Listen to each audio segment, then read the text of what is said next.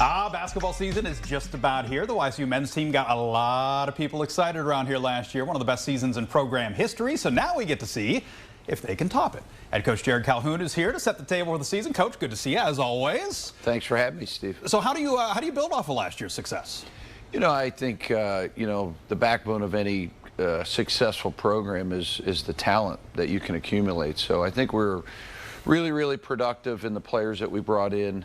We had 3 returning players and brought in 10 new guys. So I'm happy where we're at as far as our talent level. And you mentioned 10 new guys. I mean, some freshmen, some transfers. How important is team chemistry when you're integrating that many new players? Well, I think it's the staple, right? You can have all the talent you want, but you have to have great cohesiveness, great leadership amongst our guys.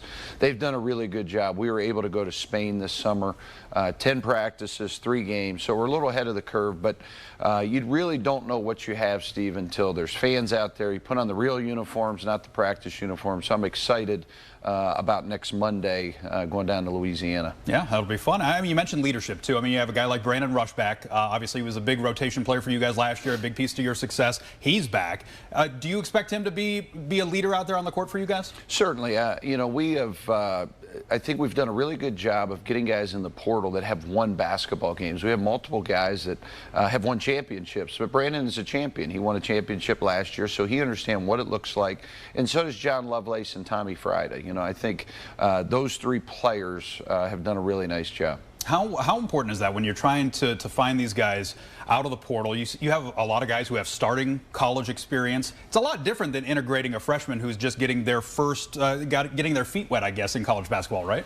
Yeah, I mean, we've have a pretty good system down as far as each position, but also some things we look for certainly is winning is a big part of that. E.J. Farmer came from Toledo, Emmanuel Zorgball, and also Bryson Langdon came from Northern Kentucky. So we've been able to identify guys that have won. DJ Burns, Ziggy Reed, Murray State, Merrimack, great programs. So a lot of people have complained about the landscape of college basketball. To me, you have to adapt. I think it's a great time to be a college basketball coach. You have to bring guys together. Each year you have a new group. So this group can be special. So you mentioned a few of the names that a lot of people out there probably don't recognize yet. So who are the biggest names that maybe that by the end of the season we'll certainly know? Well, there's going to be a lot of them. We're going to play 10 players. So there's almost too many guys to talk about, but I think the power of this group is strength in numbers. We'll play 10, maybe 11 players, Steve. We're going to get up and down both of our scrimmages. We've had 2. We've scored the ball. So I think our style resonates with today's player, playing fast, shooting threes, playing a lot of guys, pick and rolls, creating advantages. So that we'll still do what we do. It was fun to see last year. I told you before that we had gone to games years ago, and there's a lot of empty seats. Those were hard to find last year. What does it mean to you to see the community behind the program so much now? Well, you and I have talked about this for a number of years. Youngstown is really prideful in its athletics, whether it's boxing, whether it's football, soccer, you name it. You have little kids playing, growing up right now in our community. I do too.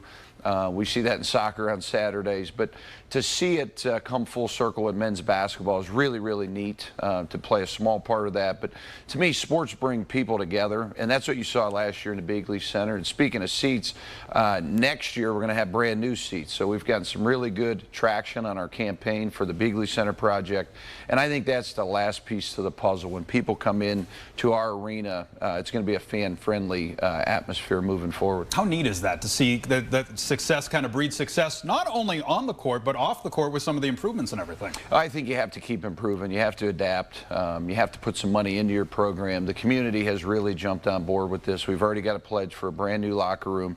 We're at almost $2 million for the renovation of the Bigley Center. So there'll be some announcements coming down the line from my athletic director, Ron Strollo. He's kind of spearheaded this project, had the vision. So it's exciting times here in Youngstown for basketball. And we're excited to see it. They're on the road to start the season in Louisiana. They'll be home opener is on the 17th. Coach, good luck to you this season. Thanks, Steve.